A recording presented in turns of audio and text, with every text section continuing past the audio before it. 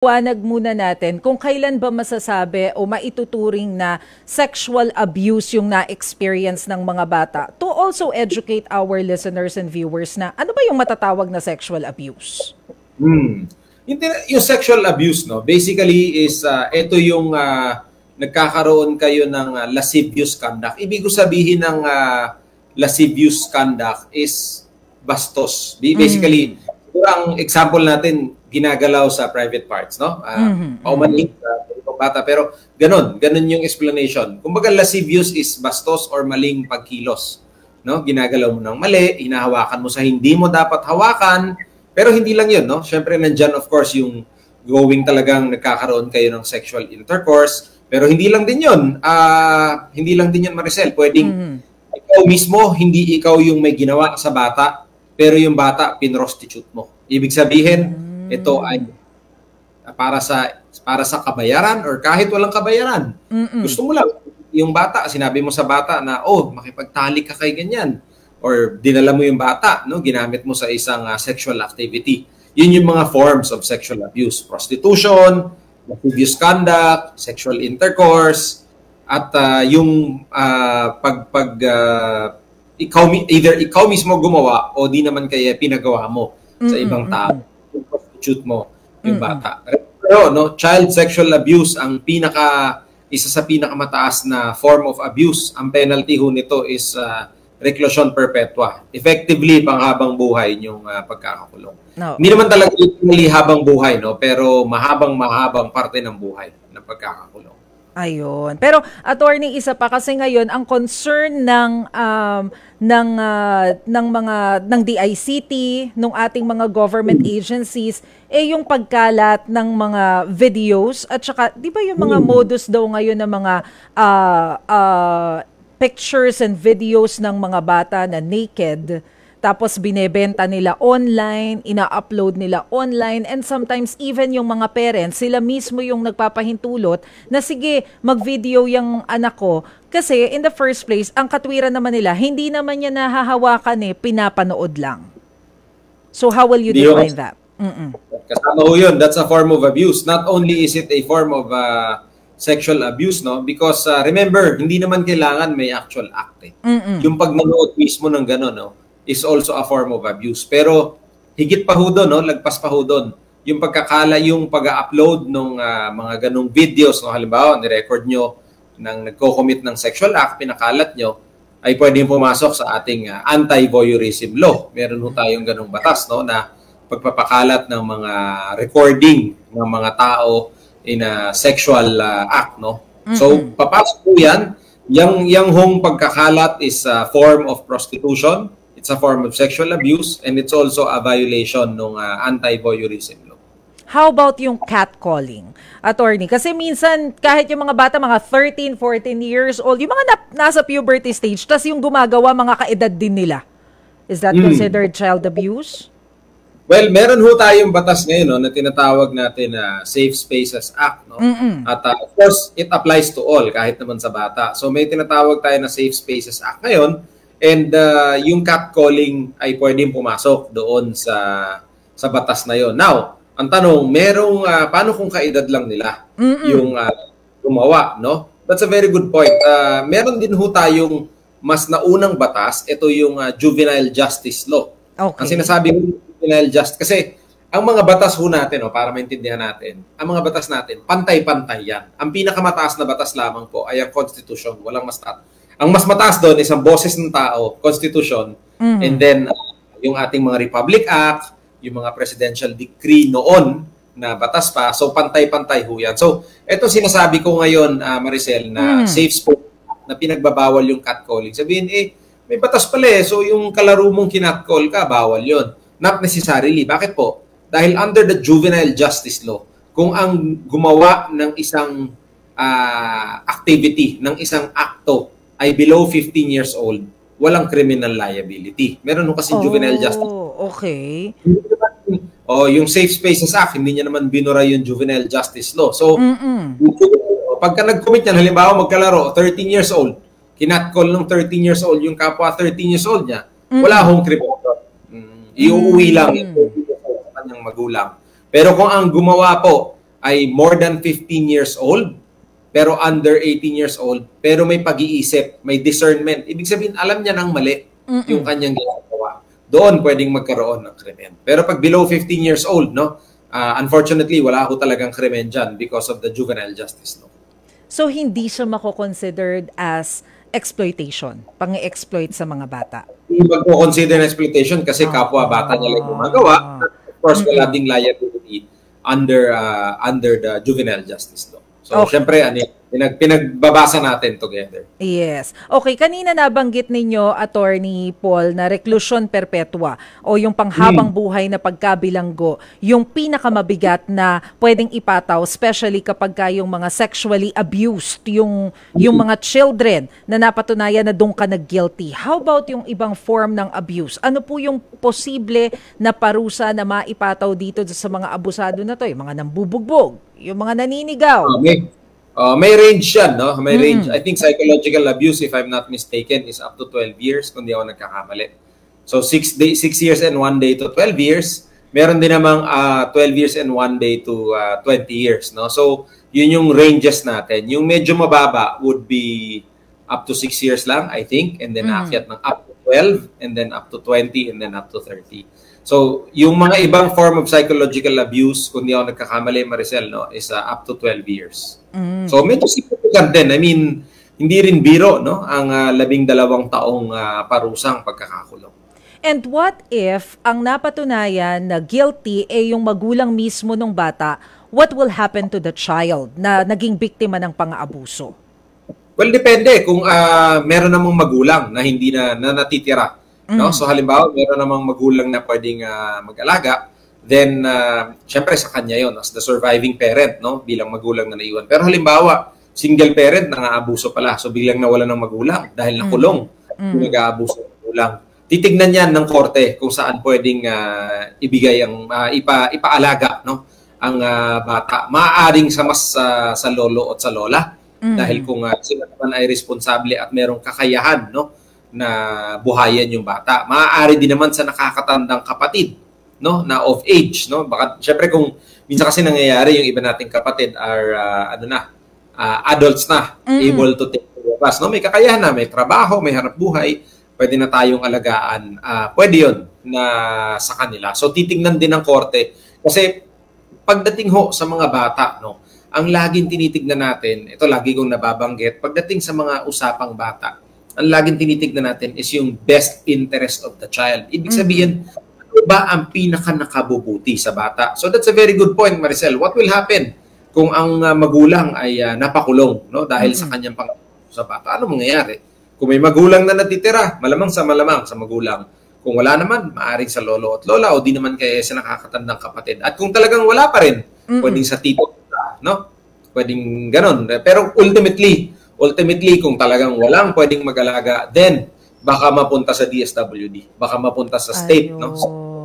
So last resort, yung DSWD kapag wala na talaga silang makita na kamag-anak, pamilya na pwedeng mag-take charge dun sa bata, attorney. Okay. So, pag wala silang makitang qualified, kasi maaaring nandyan si lolo at lola, pero titignan naman ng korte parang hindi fit, no? Baka ma-risk din. Siyempre, ayaw mo namang ilipat yung bata mula sa isang area na may abuse. Ililipat mo lang siya doon din sa may abuse. Hindi mo na-solve yung problem. Okay. Kanina, Attorney Paul, sabi po ninyo, kahit na sino, pwedeng magsampa ng reklamo kapag nakikita na inaabuso yung bata. Kahit yung bata mismo, pwedeng magsampa o kahit na sinong witness na nakakita na na-abuse ng bata, pwedeng mag-file ng complaint. Pero pakituruan kami, Attorney, paano ba yung tamang proseso ng paghahain ng reklamo kapag nakita na natin mismo sa harapan natin na, teka, naaabuso na tong batang to?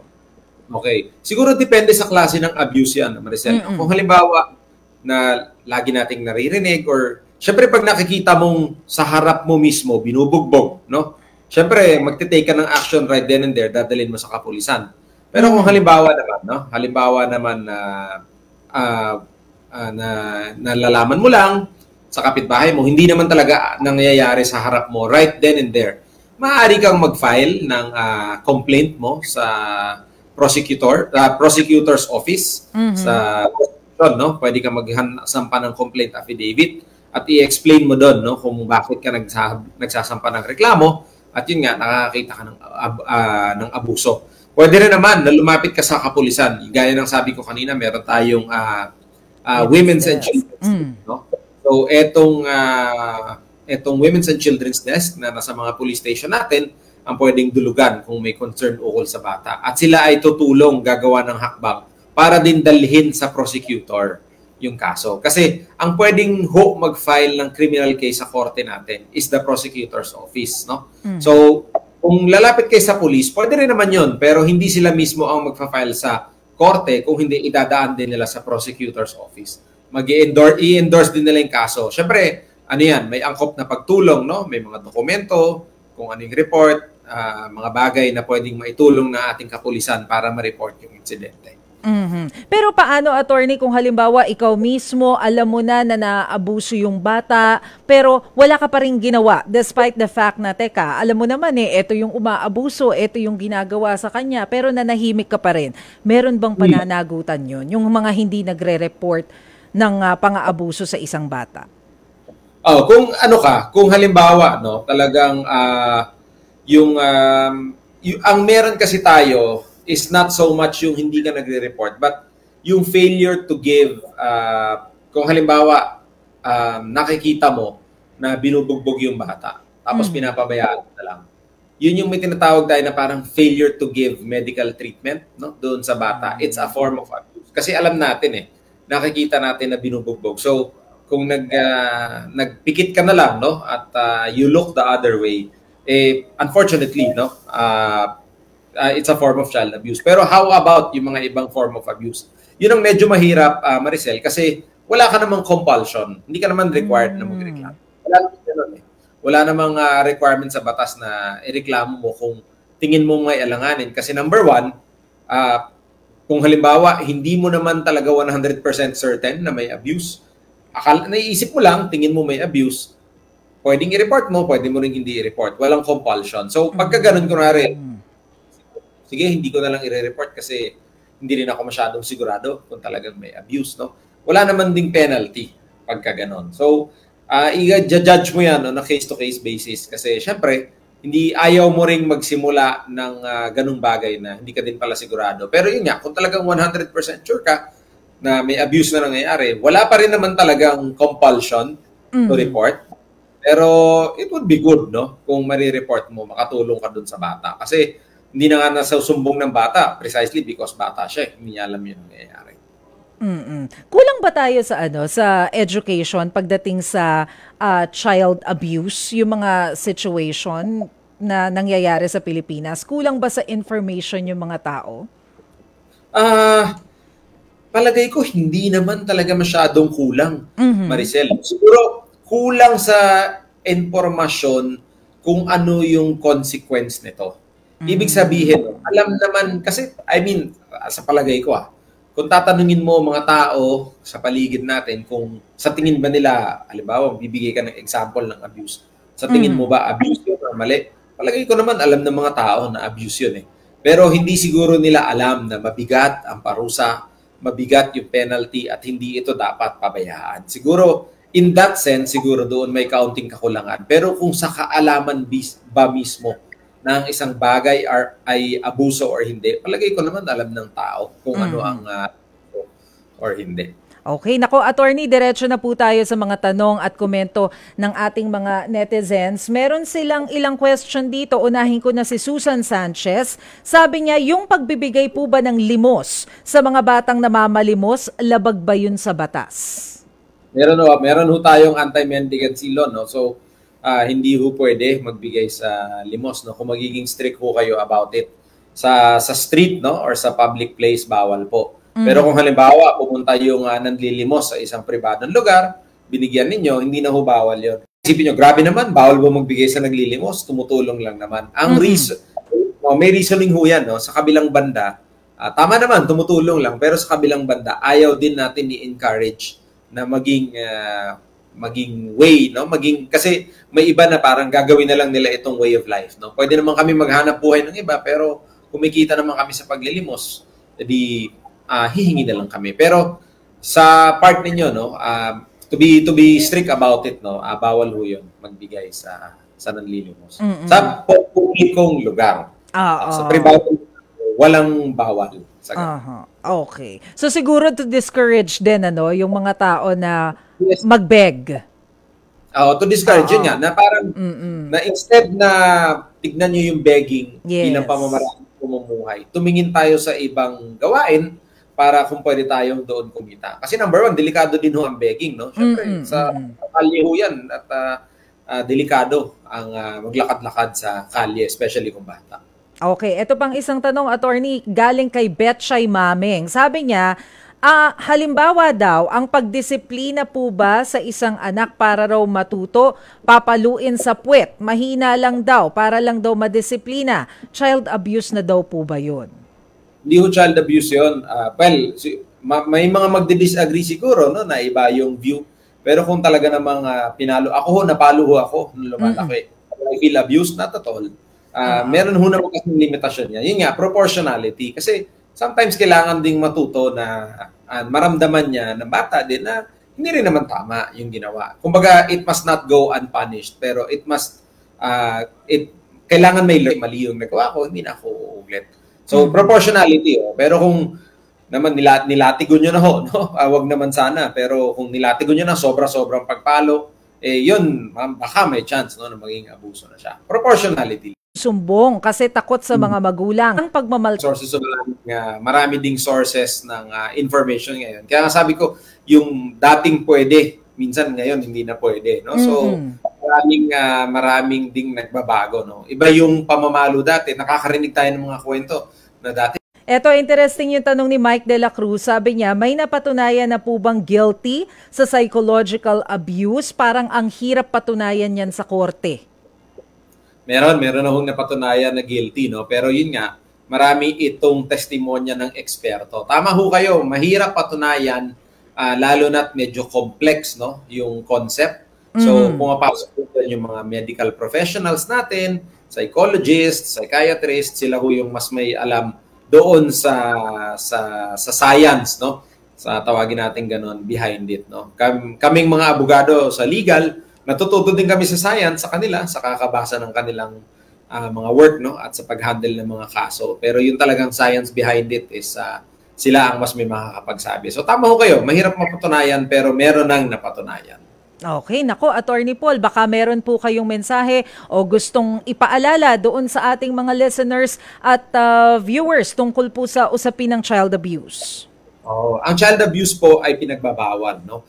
Marami ho itong paraan, hindi ho ito pamamaraang pagbugbog lamang.